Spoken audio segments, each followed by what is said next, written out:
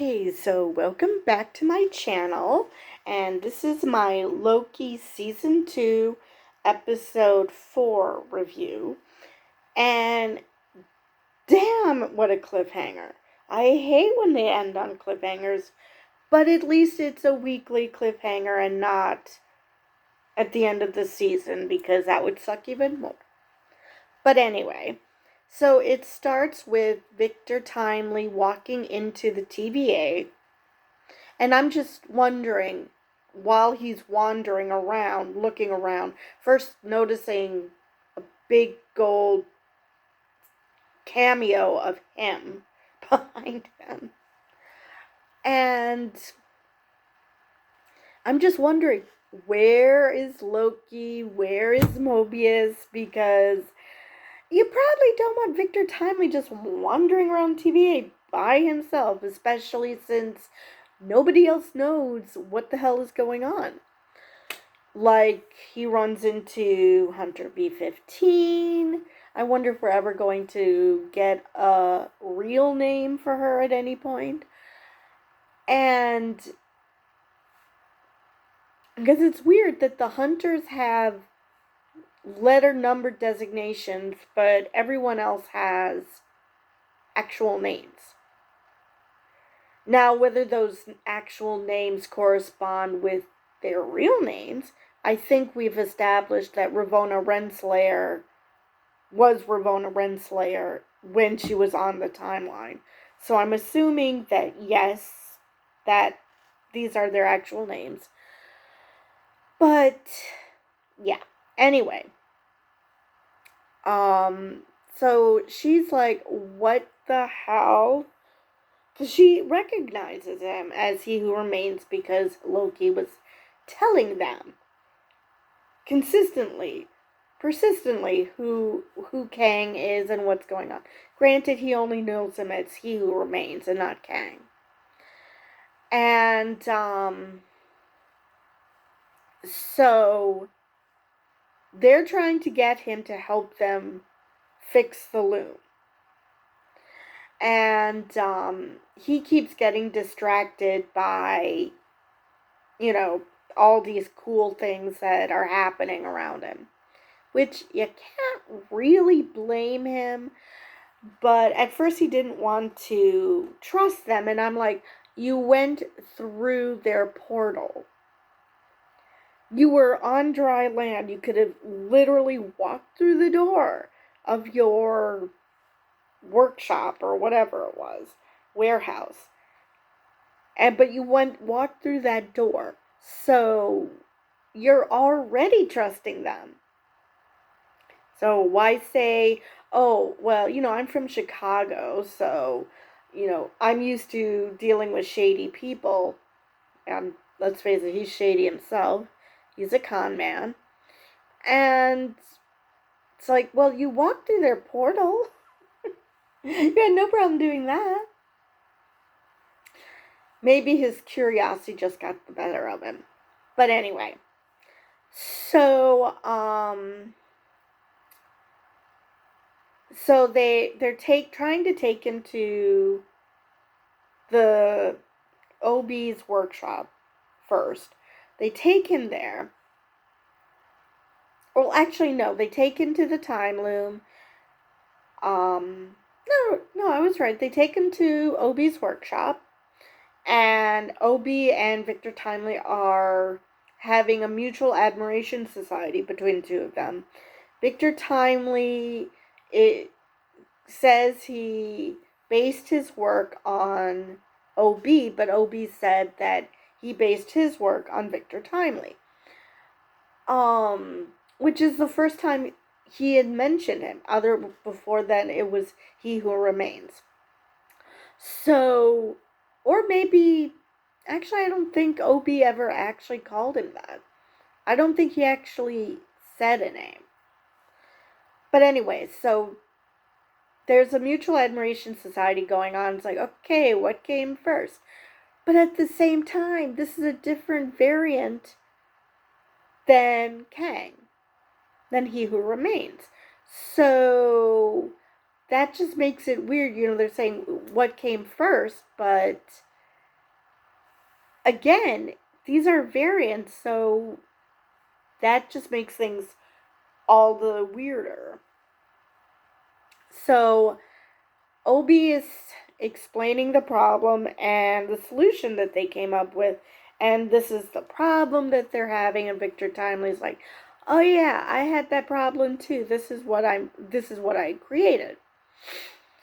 So while they're doing that, B-15 is talking with the judge, and they're trying to figure out how to proceed with this new TVA. And they finally bring up General Docs and how they need to talk to her. And Hunter B-15 is like, "Oh, I don't know if she'll listen to me." She's like, "You changed my mind." Well, you can't argue with that. So Hunter B-15 goes to talk to General Docs, and this time we have Brad and we have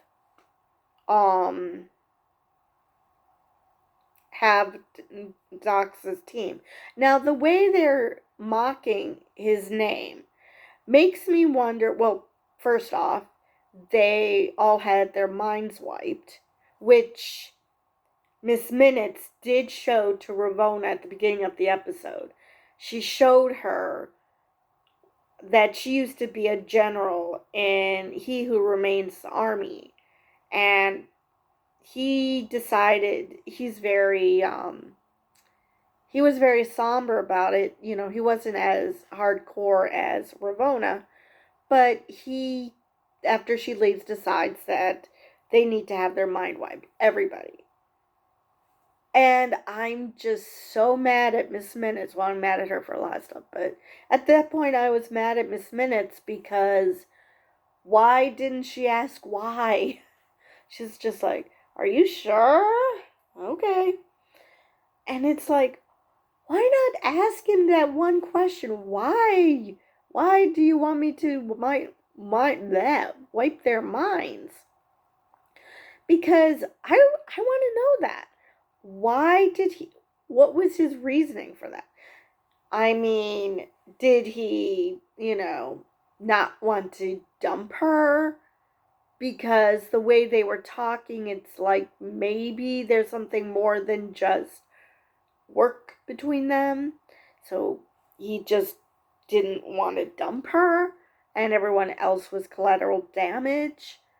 I assume it's everyone in TVA while they were making the Citadel at the end of time. So, yeah, I just do not get that. It's like, maybe by the end we'll find out why they're getting their minds wiped. But anyway, so they are talking about how to fix the loom and how to do this, how to do that. And Victor Timely gets completely enamored with the fact that there is a hot cocoa machine. And he just can't concentrate on anything else. Like, oh yeah, all of time is about to go kaplooey, but let's just concentrate on that cool hot cocoa machine. So while he's doing that, Ravonna and Miss Minutes pop into the gulag after B-15 left. She tried to convince General Docs that they all want the same thing. They want to protect the TVA, but it's just that how they went about it was different. But would you be willing to help us? And General Doc seems to be quite reasonable. So even though she's, not committing to anything to Hunter B-15, she seemed a little taken aback. But she's like, oh yeah, we're probably going to get pruned because, that's what the TVA does. Because she still hasn't wrapped her brain around the fact that They're trying to change things. Like not pruning other timelines. So, and of course, Brad is just obsessed with getting back to his timeline because he loves his life as an actor. And like I said, this makes me wonder if that wasn't his actual life on the timeline. Because he's acting like he's acting like oh, this is so cool that I get to be whatever I want to be, as opposed to this was what was taken from me. I just got that vibe. But and everyone else was mocking him for it. So like I said, Ravonna and Miss Minutes visit them. She gave this deal that you can have your life back on the timeline. So again, I'm not sure now if this was actually Brad's actual life on the timeline, or he just decided that that's what he wants to do. So, but nobody else is going for it. Everybody else is finding General Docs, and General Docs is basically giving them the middle finger. She's like, yeah, no, I don't trust you as far as I can throw you, so you can go take a flying leap. And she looks at Brad, and you could see he was very uncomfortable with the fact that they were going their separate ways. So that makes me wonder what was going on between those two. What kind of a relationship did they have? Because he really didn't feel comfortable, but he did it. And he's watching them literally being crushed to death. And I'm just, I can't imagine doing that. Now, I thought up to that point that, up to this point, I thought, okay, he's just saying that, yes, he wants a life on the timeline, but once things get to a certain point, he's going to turn on them. That did not happen. Or at least it hasn't happened yet. He could still turn on them. So, one of the hunters takes Victor Timely to the hot cocoa machine because he couldn't shut up about it. And Mobius and them are like, yeah, we should probably concern ourselves with this. And the hunter's finally like, oh, Jesus Christ, fine, I'll just take him. And Victor wants to, like a little kid is handing him the hot cocoa. It was so cute. He's handing him the hot cocoa. And at first the hunter's like, no. And then he takes a sip, and I'm like, oh, did Victor Timely, con them? Because he did. We saw him when we first met him. He was a con man, so I'm thinking maybe he's conning him. I mean, it turned out that it was Hunter X5, who I swear he was X3, but whatever. X5 pruned him. So the Void Planet is back in play. So he takes Victor Timely to Ravonna and Miss Minutes, and immediately he's like, oh, I'm so glad you're okay, and I was worried about you. And they tell him what's happening and what they're trying to do. So they're both sides are concerned about Time Loom. They just have different ideas as to what to do about it. Ravonna thinks, oh, they don't know what they're doing. As long it was under me, everything was going fine in the TVA. But they don't know what they're doing, so I need to put myself back in charge. With Miss Minutes helping her, of course.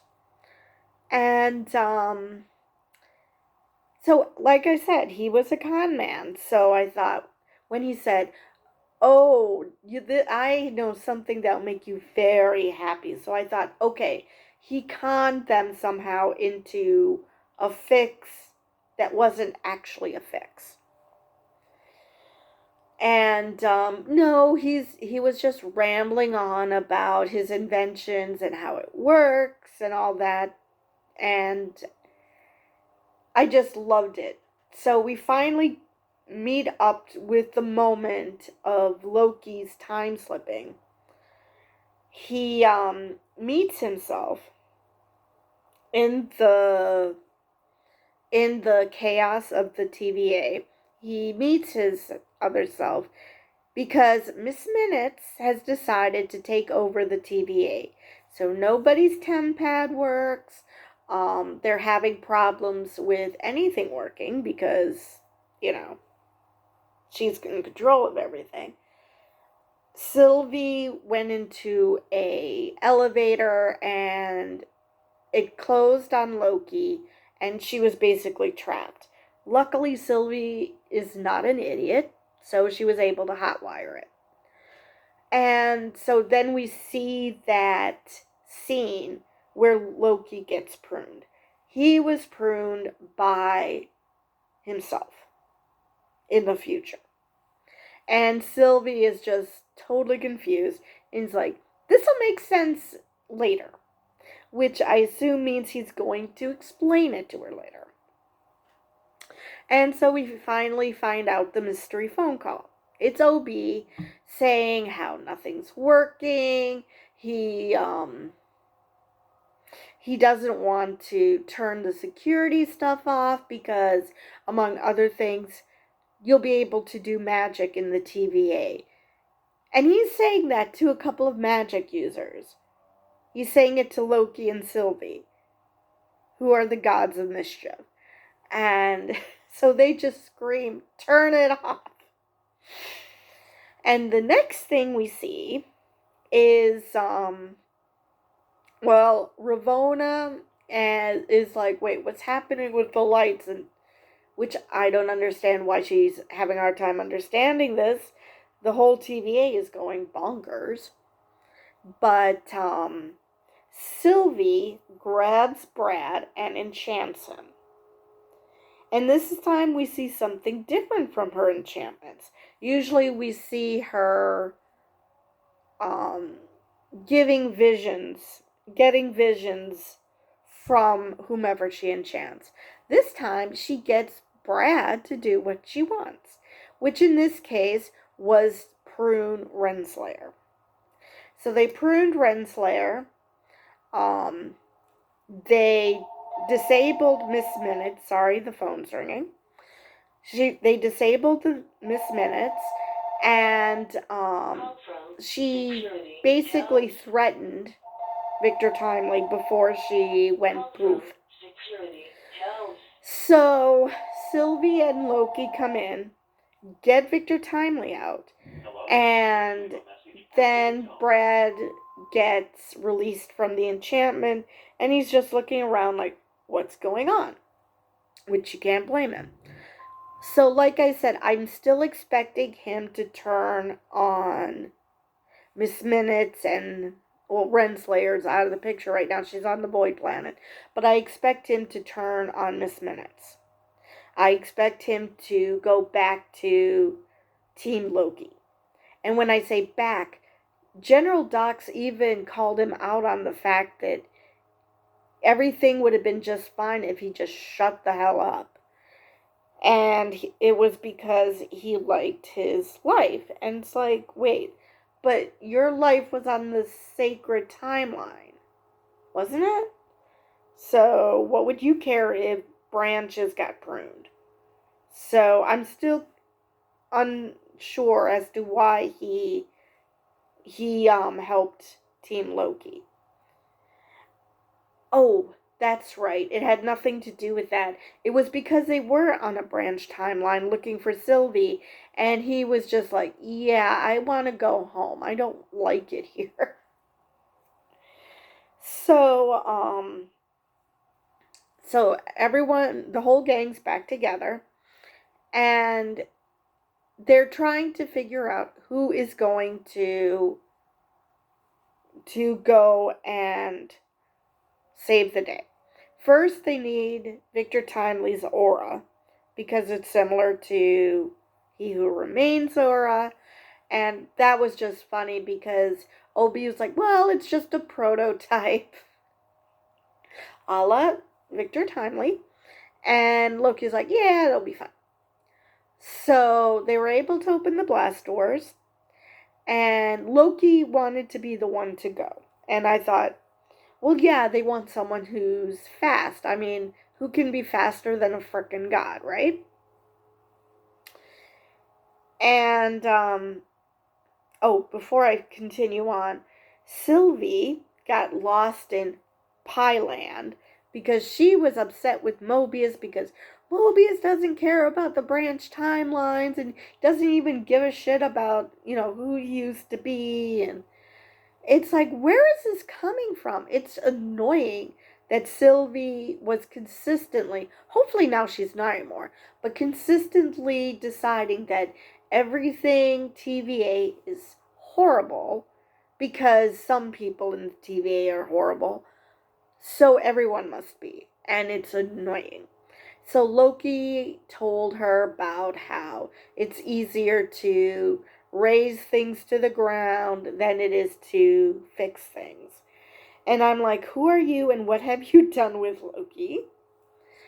So, but I think he went off on some weird tangent about how, yeah, free will is great and all, but we've got to control the free will. It's like, wait, what? Where did that come from?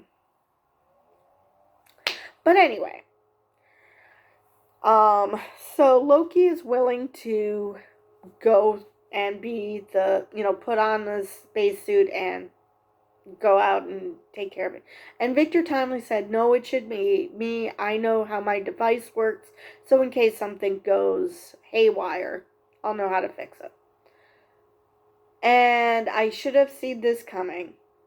This was just their way of killing off Victor Timely because he took one step out the door and spaghetti. So, and everybody's just in shock. They're like, wait, what? What happened? Now, this is a multiverse. So, they can always bring that character back. Or they can just bring a variant. Either one totally works. But you see the loom. It looks like it's exploding. It's going supernova, basically. And everybody's just staring, wondering what to do. And then it goes black. And I don't know about you guys, but I was like, did something happen with the episode? Why is everything black? Did something happen? Some technological glitch. I'll get that word out eventually. And no, it was just how the episode ended. Everything went to black. So now there's, I believe, 2 episodes left. So obviously Loki and them are still alive. We just don't know what's happening right now. So I don't know if we're going to see the prune planet, the void planet, or if we're going to, or whatever happens to the rest of them from the TVA, if Ravonna is ironically the only one who's safe because she's on the, oh wait. Yeah, she's on a void planet at the end of time, so maybe? But my understanding is the TVA is safe from time changes, so I'm very confused as to what's going to happen, how it can happen. But that's how the episode ends. And again, they kept emphasizing how Mobius doesn't want to know where he's from. Now, Sylvie was more mean about it, saying he doesn't care. But, Mobius just doesn't want to know what his life was like, because he's like, well, what if I like that life? I'd rather either not know or think it was a horrible life, that I'm better off here, which you can't blame him. So, since that keeps being brought up, I really wonder if we're going to find out in the last two episodes who he was. Like we saw at the end of last season, we saw a brief glimpse into Renslayer's life before she was taken by the TVA. She was I don't know if she was a teacher or principal. She looked like she was a teacher. So maybe in the last episode or last couple episodes, we'll find out what Mobius, what his life was like. Now, whether we see the lives of the other people, and it makes me wonder if we're going to see, well, because they obviously are going to bring back the multiverse, because that would make doing other MCU projects really hard if everything was just nothing.